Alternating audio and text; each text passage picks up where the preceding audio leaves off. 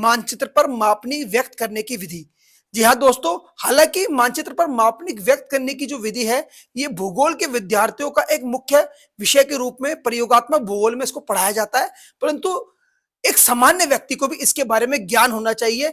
वो इसलिए क्योंकि जब आप भूमि का खरीद फरोख्त करते हैं या कोई मकान की रजिस्ट्री करवाते हैं, तो उस समय आपके सामने जो रजिस्ट्री की जाती है वो पटवारी मानचित्र के आधार पर की जाती है, और उस पटवारी मानचित्र पर एक कोने में मापनी अवश्य लिखी होती है कि कितना सेंटीमीटर, कितने गज जमीन, कितना बीघा जमीन, कितना बिस्वा जमीन को दिखा रहा है। यदि आपको मापनी की समझ करनी है तो आपके लिए वीडियो बहुत लाभकारी है, ना ही केवल भूगोल के विद्यार्थियों के लिए। तो जो भूगोल के विद्यार्थी हैं, इस वीडियो में अंत तक बने रहे, आपके लिए बहुत महत्वपूर्ण कंटेंट इसमें मैं देने वाला हूं, और साथ ही साथ जो सामान्य व्यक्ति इस वीडियो को देख रहे हैं उनके लिए भी ये बहुत लाभकारी होने वाली है, क्योंकि इससे आपको ये पता चलेगा कि मानचित्र पर मापनी को किस प्रकार से दर्शाया जाता है, या फिर पटवारी मानचित्र पर मापनी को किस तरीके से दर्शाया जाता है। क्योंकि मापनी हमारे जीवन का एक महत्वपूर्ण हिस्सा है, और आप देख ही रहे हैं कि विश्व के जो मानचित्र हैं, भारत के मानचित्र हैं या दीवार मानचित्र है, उसमें मापनी दर्शाई जाती है। तो इसी प्रकार से हम अपने इस टॉपिक को हम समझने का प्रयास करते हैं आज। देखिए, जैसे कि आप ऊपर देख पा रहे हैं कि मापनी मानचित्र पर मापनी दर्शाने की विधि।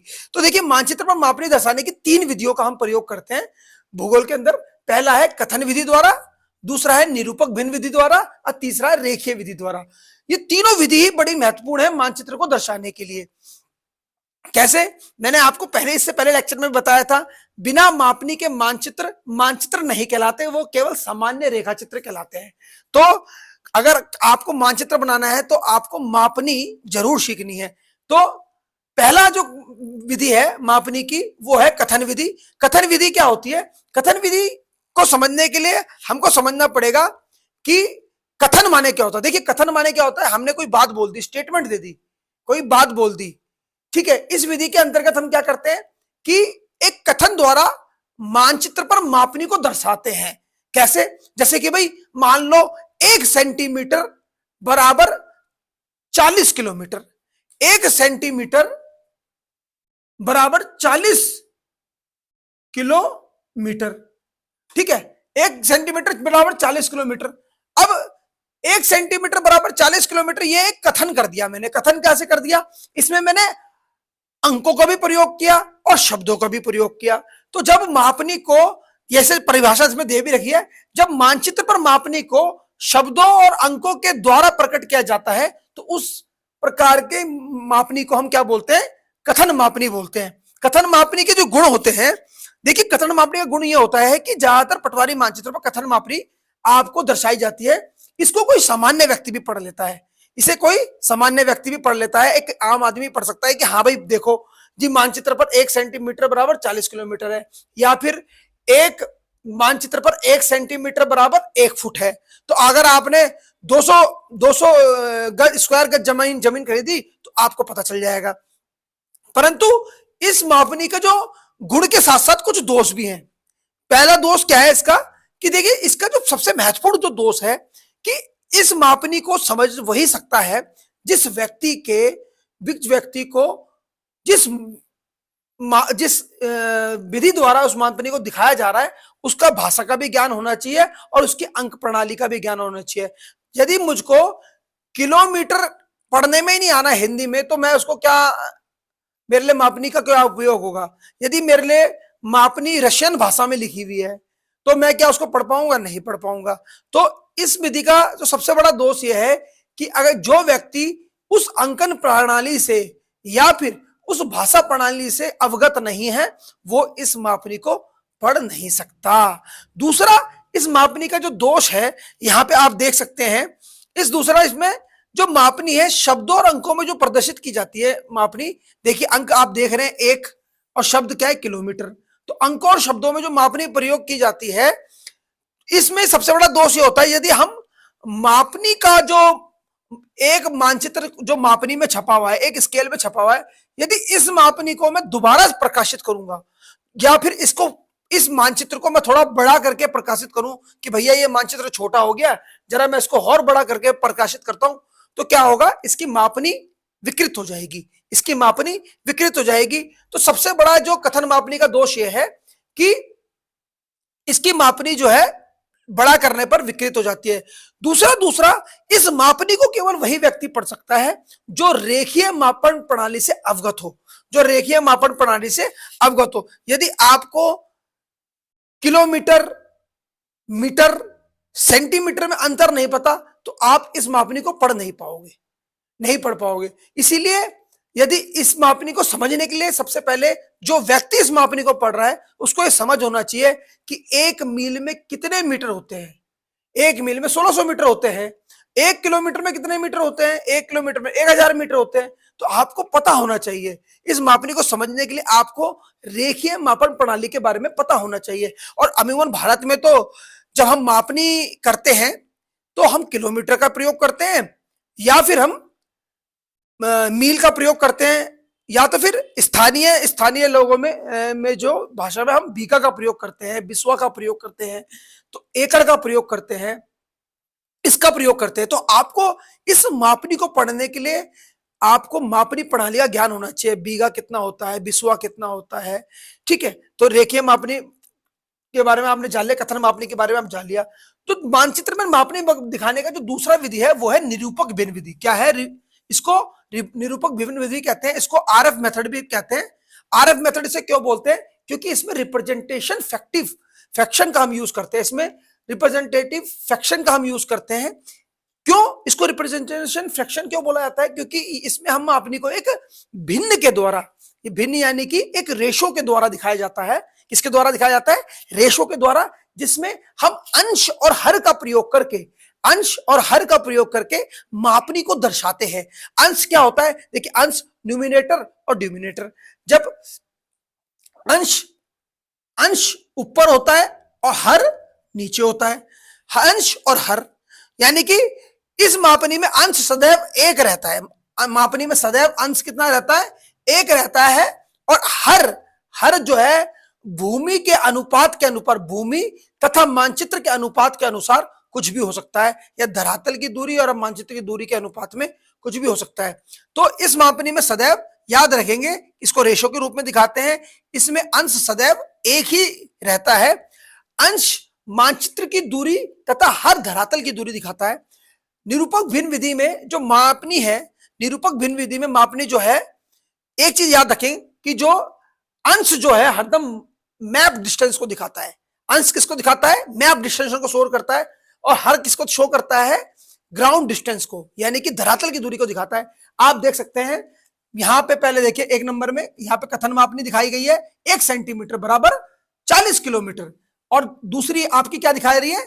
आरएफ मेथड दिखा रहा है। दूसरी मापनी दिखा रहा है हमारी रिप्रेजेंटेशन फैक्टर मेथड, यानी कि 1:40 लाख। यानी कि जो भारत का मानचित्र आप देख रहे हैं ये 1:40 लाख में बना हुआ है। यानी कि मानचित्र पर 1 सेंटीमीटर की दूरी धरातल पर 40 लाख सेंटीमीटर की दूरी के बराबर है। यानी कि इस मानचित्र, इसमें मैंने आप बताया कि इसमें अंश और हर एक ही मात्रक में पढ़ा जाता है, एक ही मापन दूरी इकाई में पढ़ा जाता है। चौथी, इस मापनी का जो मापन प्रणाली है, याद रहे कि अंश जिस मापन प्रणाली में पढ़ा जाता है, हर भी उसी मापन प्रणाली में पढ़ा जाता है। यानी कि न्यूमिनेटर जिस मापन प्रणाली में पढ़ा जाएगा, यानी कि अगर आपने न्यूमिनेटर को किलोमीटर में पढ़ा है तो हर भी किलोमीटर में पढ़ा जाएगा। यदि आपने न्यूमिनेटर यानी कि अंश को सेंटीमीटर में पढ़ा है तो हर भी सेंटीमीटर में ही पढ़ा जाएगा। यानी कि यहां पे जो सेकंड आरएफ है, जरा मैं इसको एलिब्रेट कर दूं, इसका मतलब हुआ मानचित्र पर 1 सेंटीमीटर धरातल पर 40 लाख सेंटीमीटर के बराबर है। इसका मतलब तो यही हुआ, यानी कि 40 लाख सेंटीमीटर बराबर कितना होता है? 40 लाख सेंटीमीटर का बना होता है 40 किलोमीटर। 40 लाख सेंटीमीटर, 1 किलोमीटर में कितने सेंटीमीटर? 1 लाख सेंटीमीटर। ठीक है, तो ये ध्यान रखने वाली बात है। इसको हम नेक्स्ट जो हम वीडियो लॉन्च करेंगे उसमें पूरा अच्छे से मैं एक्सप्लेन करूंगा कि 1 किलोमीटर में कितने सेंटीमीटर होते हैं। ठीक है, तो ध्यान रखना है। दूसरा, इस मापन प्रणाली का एक गुण ये है, सबसे महत्वपूर्ण जो गुण है, ये जो आरएफ मेथड है, ये जो है यूनिवर्सल होता है। क्या होता है? यूनिवर्सल होता है, सार्वभौमिक होता है। सार्वभौमिक मतलब मैंने बताया कथन विधि द्वारा हम मापनी जब पढ़ रहे थे तो हमको जिस व्यक्ति को भाषा का ज्ञान नहीं था, जिस व्यक्ति को भाषा नहीं आती वो तो पढ़ नहीं पाएगा। अब जैसे कि मैंने रशियन का एग्जांपल दिया, अब सपोज दैट अगर आपको मापनी जैसे कि हमारी भारतीय भाषाओं में दे दी, जैसे कि तमिल, तेलुगु या कन्नड़ में दे दी या मलयाली में दे दी, तो क्या हम मापनी पढ़ पाएंगे? हम तब तक नहीं पढ़ पाएंगे जब तक हमारे को मलयाली का समझना हो, तेलुगु का समझना हो और उसकी मापन प्रणाली का समझना हो। परंतु ये जो आरव मेथड है ये किसी भाषा, किसी अंक प्रणाली के अधीन नहीं होता। इसमें जो है हम रेशो का प्रयोग करते हैं, तो इसको कोई भी समझ सकता है कि हाँ भाई मानचित्र पर जो डिस्टेंस दिखाया जा रहा है वो धरातल में उसी मापन प्रणाली के 440 लाखवें हिस्से के बराबर है। ठीक है, तो निरूपक भीम विधि जो है मानचित्र पढ़ने की दूसरी सबसे महत्वपूर्ण विधि है, परंतु इसके अंदर भी वही समस्या है जो पहली मापनी की समस्या थी कि अगर हमें आरव मापनी को अगर हम एनलार्ज करते हैं तो मापनी परिवर्तित हो जाती है। ठीक है, और मापनी प्रदर्शित करने की अंतिम और आखिरी विधि कौन सी है? मापनी प्रदर्शित करने की अंतिम और आखिरी विधि है रेखिका विधि। रेखिका विधि या इसको ग्राफिकल मेथड भी बोलते हैं। इसको क्या बोलते हैं? ग्राफिकल मेथड सबसे अंतिम विधि है। और आप ग्राफिकल मेथड को यहां पे देख सकते हैं।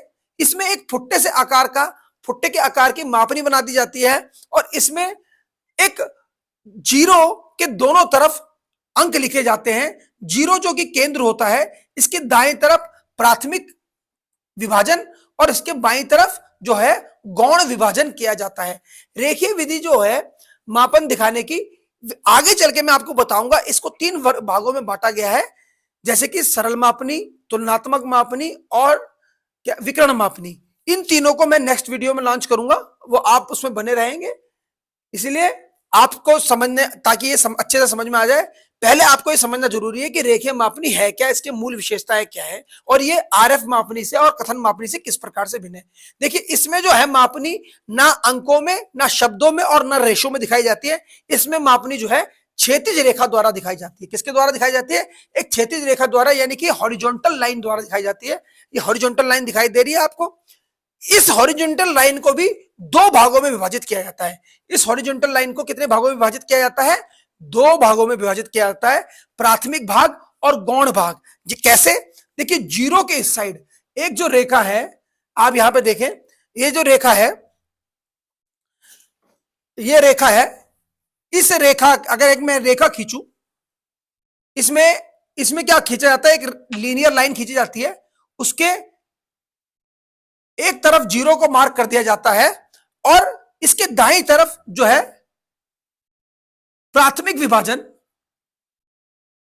इसके दाईं तरफ हमारा प्राथमिक विभाजन रहता है और बाईं तरफ हमारा गौण विभाजन रहता है। ठीक है, तो एक रेखा को 2 भागों में बांटा जाता है, पार्ट 1 और इसका जो दूसरा भाग है पार्ट 2। तो याद रहेगा कि इसमें क्षैतिज रेखा द्वारा दिखाया जाता है और आपके सिलेबस के अनुसार ये बड़ा ही महत्वपूर्ण सेक्शन होने वाला है। सबसे ज्यादा क्वेश्चन इसी में से बनते हैं। ठीक है, इसमें जो मापनी है, ज्यादातर मापनी को 10 से 15 सेंटीमीटर की रेखा द्वारा दिखाया जाता है। अब तुम बोलोगे जी 10 से 15 सेंटीमीटर की रेखा द्वारा क्यों दिखाया जाता है? वो इसलिए दिखाया जाता है क्योंकि हमारे पास ज्यादातर पेज जो होता है A4 साइज का होता है, उसकी जो चौड़ाई के अनुसार हम मापनी का चयन करते हैं, जैसे कि मैंने इससे पीछे वाली वीडियो में बताया था मापनी का चयन। ठीक है, इस मापनी का गुण यह है कि यदि अगर मैंने इस मापनी में कोई मानचित्र बनाया है, अगर मैं उसको रीप्रिंट करूं या फिर पुनः मुद्रित करूं, तो उसका साइज अगर मैं बढ़ा के पब्लिश करूं कि भाई ये मानचित्र थोड़ा छोटा है भारत का, थोड़ा सा और बड़ा मानचित्र बना के पब्लिश करते हैं, तो उसकी मापनी कभी भी विकृत नहीं होती, डिस्टॉर्ट नहीं होती है। ठीक है, ये याद रखना है रेखिक मापनी में। और रेखिक मापनी जो है मानचित्र दिखाने का एक अच्छी विधि है, परंतु इन तीनों विधियों में सबसे अच्छी जो विधि है मापनी दिखाने की मानचित्र पर, वो है हमारी आरएफ विधि। आरएफ विधि इसलिए अच्छी मानी जाती है कि ये यूनिवर्सल होती है, इसको कोई भी पढ़ लेता है। तो आशा करते हैं आपको मानचित्र मापनी की तीनों विधियां समझ में आ गई होगी। इस वीडियो के साथ साथ जो मेरा डिस्क्रिप्शन है, उसमें आप तीनों मापनियों के पूर्ण जानकारी आप डिस्क्रिप्शन में देख सकते हैं, पढ़ सकते हैं। इसके साथ मैंने और भी वीडियो बनाई है, वो उसको भी लिंक साझा कर दूंगा। ठीक है, आज की क्लास के लिए इतना ही। धन्यवाद, थैंक यू। और इस वीडियो को अपने ज्यादा फ्रेंड्स के साथ, जो स्टूडेंट हैं, अपने रिश्तेदारों के साथ ज्यादा से ज्यादा शेयर करें और मेरा समर्थन करें। धन्यवाद। नमस्कार।